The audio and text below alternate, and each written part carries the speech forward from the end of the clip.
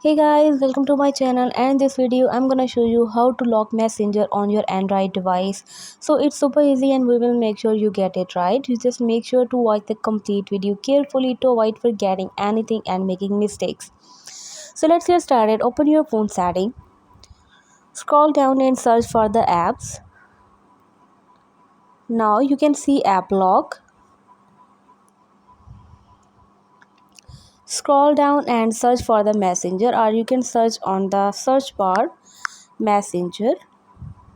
And here you can see I have Messenger application which is already locked.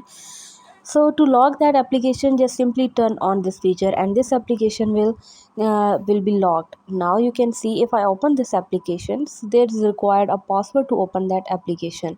So this is how you can easily lock your Messenger on your Android device. Hope you guys like my video. Please consider showing your support by commenting, liking, sharing and subscribing to my channel for more valuable content in the future.